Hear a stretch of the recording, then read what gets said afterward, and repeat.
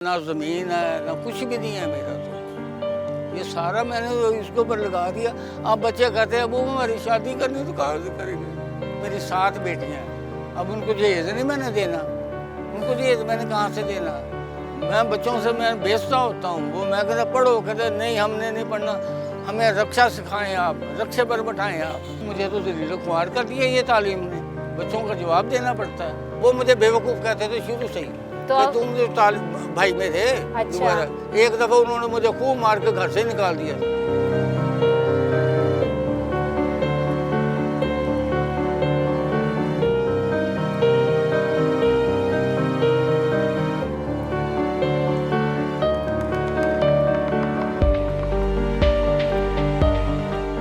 अस्सलाम वालेकुम नाज़रीन, मैं हूं आपकी मेज़बान अरूसा खान और आप देख रही हैं Samaa digital. Education is a waste of time and money. ये मैं नहीं कह रही, मेरे कैमरे की दूसरी तरफ बैठे हुए मोहम्मद सलीम साहब वो शख्स हैं जिनके ये अल्फाज हैं, और इनके अल्फाज ये इस वजह से हैं जिन्होंने ख़ुद मास्टर किया हुआ है इंग्लिश में, पाक स्टडी में और हिस्ट्री में। इसके अलावा एम.एड किया हुआ है टीचर एजुकेशन में। आखिर ख़ुद इतनी तालीम हासिल करने के बाद इनके ये अल्फाज कि education is a waste of time and money, ये कहने की नौबत क्यों पेश आई। ये रिक्शा चलाते हैं, आखिर इतनी तालीम हासिल करने के बाद भी रिक्शा चलाना इनकी क्यों मजबूरी बना। कैसे हैं आप? ठीक है जी। ठीक है आप? हाँ जी। कहाँ से ताल्लुक़ है आपका? मेरा खानपुर ज़िला रहीम यार खान से मेरा तल्लुक़ है। अब मैं यहाँ सेटल हो गया हूँ। कितना अरसा हो गया? 10 साल हो गया तकरीबन। 10 साल हो गए आपको लाहौर शिफ्ट हुए हुए। आपने बात की मुझसे और आपने बात करते हुए कहा कि education is a waste of time and money. आपने ये अल्फाज क्यों कहे जबकि आपने खुद इतनी आला तालीम हासिल की? ये हमारी ये तालीम नहीं है। ये जो तालीम जो भी निसाब या सिलेबस बनाते हैं वो पता नहीं लोटर ईटर खाते हैं कि उनको पता नहीं है हमारी मुल्क क्या है। Pakistan is a developing country, not develop country. Developing country mean technical education. तो पाकिस्तान एक डेवलपिंग कंट्री होने के बावजूद हमें बादशाहों जैसी क्यों तालीम दी जाती है।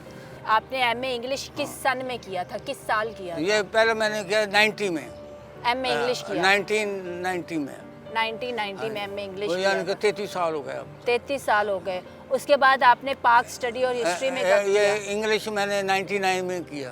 फिर 99 में ये भी 22-23 साल हो गए। फिर उसके बाद कब तीसरा में किया? एम.एड मैंने 2005 में मैंने छोड़ा नहीं है। मैंने कहा आप ये मेरे पास, रहे? मैंने कहा ये अब चलो एम.ए. English M.Ed MA. तारीख मुताले को छोड़ें, इसे नहीं बनता तो मैंने फिर एम.एड भी कर लिया। एम.एड भी कर लिया। उसमें मैंने थीसिस लिखा, लाख रुपए मेरा जो थीसिस पर लग गया था। इस्लामाबाद से मैंने किया था, वहाँ मेरा एडवाइज़र थे, बहुत ही तो मैंने वो सारा पैसे मैंने लगाया था। होटलों में रहता था उस वक्त, तो होटलों का किराया आज से 20-25 साल पहले 150 रुपये डेली होता था। ये सारा मैंने इसके ऊपर लगा दिया। अब बच्चे कहते हैं वो हमारी शादी करनी तो कहाँ से करेंगे, पैसे कहाँ गए। ये इन्होंने मेरे पैसे खाए, गवर्नमेंट ने। मुझे धोखा दिया गया तालीम का। मुझे पता चलता कि बाद में ये उन्होंने मुझे कहा मैं कभी तालीम ने अपने बच्चों का जो रिज़्क था वो मैंने लगाया ऊपर, मैंने पैसे लगाए मैंने।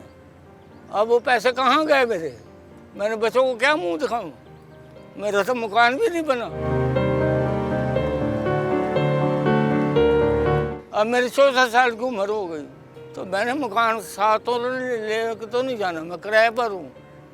तो इन्होंने क्यों ऐसा किया, क्यों मुझे ऐसी तालीम दी, क्या हो गया। मैं बच्चों से मैं बेचता होता हूँ, वो मैं कहता पढ़ो, कहते नहीं हमने नहीं पढ़ना, हमें रक्षा सिखाएं आप, रक्षे पर बैठाएं आप किस चीज़ की बात करते हैं। वो चीज़ नहीं है। तालीम से लोगों को धोखा दिया जा रहा है। अब मैं एक मेरी भांजी ने एम.एससी किया रहीमार में रहते हो, कहना मामू अब हम क्या करें। मैंने B.Sc कर लिया, M.Sc। तो मैंने कहा तुम रक्षा सीख लो अब, और क्या करना। अब वो M.Sc पर आम पैसा तो नहीं, लाखों रुपए लगाए, 40-50 लाख रुपए लगाया। मैंने कहा वो 40-50 लाख अगर ना लगाते तो वर्कशॉप में आप डालते पैसे तो मेरा ख्याल रोज़ाना आप 30-40 हज़ार रुपये रोज़ कमाते। आप इधर खड़े हो जाएँ, 10 आदमी आप खड़े करें रैंडमली, उनसे आप पूछें तो वो बताएंगे B.Sc M.Sc B.Sc M.Sc। काम क्या कर रहे हैं जी, खाकू रूप का काम कर रहा हूँ। कोई कहता मैं होटल के ऊपर मैं बैरा बना हुआ हूँ, या पेट्रोल पंप पर का काम कर रहा हूँ। या ये रेहड़ी पर वो फ्रूट बेच रहे हैं, तो फिर वो तालीम कहाँ गई उसकी। कोई बच्चा पढ़ रहा है? एक ने मैट्रिक किया, उससे को मैंने टेक्निकल जो एसीओ का काम मैंने सिखवा दिया, वो अब सीख गया। पढ़ा नहीं है? नहीं, अब मैट्रिक के बाद ये मैट्रिक शादवान बेसिक तालीम दिलवाई है। बेसिक, इसका वो अब कारीगर हो गया। अब वो कहता अब मैं अब क्या करूं। मैंने कहा अब आपने क्या कर, हाँ ये है कि भी गवर्नमेंट अगर उसको बाहर भेज दे, चलो मेरा काम चल जाएगा इधर, या मुझे मकान दे दे 2 कमरे का, या मेरा बेटा मकान जो जाती नहीं है? जाती नहीं है, किराए के? किराए पर है। नहीं तो कोई वीज़ा किसी मुल्क का वो उसको दे दे, वो काम अब सीख गया। बच्चा है वो 18 से 19 साल का है। बेटियां कितनी हैं? बेटी मेरी 7 बेटियां हैं। अब उनको जहेज नहीं मैंने देना, उनको जहेज मैंने कहाँ से देना। मैं बाप हूँ, मुझे तो जलील ख्वार कर दिया ये तालीम ने, मुझे तो बेइज्जत होना पड़ रहा है, बच्चों का जवाब देना पड़ता है। टेस्ट नहीं हुआ, मेरी बेटी मर गई एक टेस्ट, वो 14,000 रुपये वो टेस्ट के मांग रहे थे, खून टेस्ट का, तो नहीं मैं करा सका। 14,000 मैं कहाँ से लेकर आऊँ मैं उसका टेस्टिंग का। आखिर वो मर गई, जलील ख्वार। ये किताबें आपकी हैं? हाँ जी, ये मेरी किताबें अपनी हैं। ये आपने लिखी हैं? ये मैंने छपवाई थी, वो ख़त्म हो गई। ये उर्दू बाज़ार वालों ने छापी है, पैसे उन्होंने लगाए। मुझे कहते 5 रुपये फ़ी किताब देंगे, अभी तक उन्होंने दिए नहीं है। ये कितने की एक किताब बेच रहे हैं? ये 70 के ऊपर लिखी हुई है, उन्होंने अब बढ़ा दिया होगा। तो अब ये उन्होंने किया हुआ, ये 70 रुपए की, 160 रुपए की। हाँ, ये अब उन्होंने अब मुझे खरीद के लानी पड़ती है, मुझे पैसे दे देता वो। तो वो जब बेचते हैं तो वो आपको पैसे नहीं देते? नहीं देते मुझे। क्यों? वो कहते बिकती नहीं है। अब एक स्टूडेंट मेरे पास पढ़ता था, वो लैंग्वेज करता था, मैंने कहा फलां जगह से ले आओ।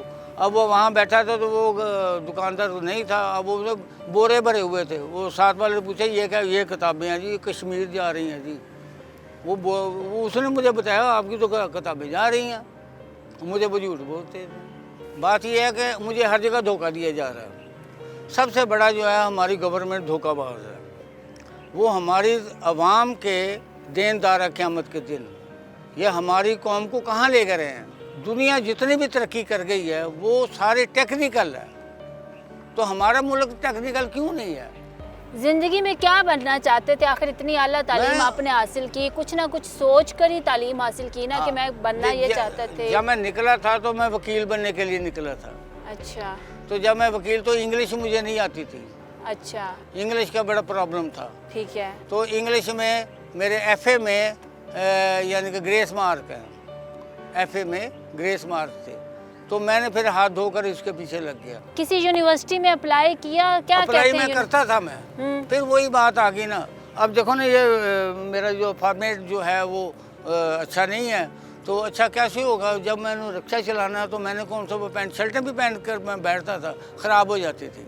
आपकी फैमिली में आपके अलावा आपके भाई बहन कोई और भी पढ़ा था? सिर्फ आप पढ़े थे? वो मुझे बेवकूफ़ कहते थे शुरू से ही, तो तुम जो भाई में थे। अच्छा। एक दफ़ा उन्होंने मुझे खूब मार के घर से निकाल दिया था कि तुम क्यों पढ़ रहे हो? क्यों पढ़ रहे हो? मैंने कहा मैं अपनी तरफ से मैं पढ़ रहा हूँ, तुम्हें क्या इसमें। उन्होंने कहा अब वहाँ मुझे शर्मिंदगी होती है उनकी तरफ जाते हुए। इतना पढ़ने के बाद अब फैमिली को फेस करते हैं तो ये शर्मिंदगी होती है कि मैंने इतना क्यों पढ़ा। होती मुझे तो वो कहते अब हम गलत कहते थे आपको। अब वो अपने घरों में बैठे हुए हैं, उनके अपने घर हैं। एक भाई है, उसका अपना घर भी है और भी प्लाट लिए हुए हैं, अनपढ़। आखिर में प्रॉपर इंग्लिश में क्या पैगाम देना चाहेंगे हुकूमत को, कि हुकूमत को आप जैसे लोगों के लिए क्या इकदाम करने चाहिए? The education of Pakistan should be given technically, not verbally. It should be based on observation and experiment, because the education of Pakistan is not technically. So technically, तालीम is must for the success and success of Pakistan. हुकूमत से क्या कहेंगे, क्या इकदाम आपके लिए क्या करने चाहिए हुकूमत को? जेन्युइन मेरा मसला है, 2 मरले का मकान कहीं मुझे दे दे बस। और मैंने कहा, या फिर मेरे एक छोटा बच्चा है, अगर नहीं मकान दे सकते, नौकरी तो गिरेगी एक तरफ, तो ये उसको कोई वीज़ा ही बाहर भेज दे बस। और क्या मैंने करना है। बहुत शुक्रिया आपका। हम कोशिश करेंगे कि इस इंटरव्यू के ज़रिए आपका कुछ भला हो जाए।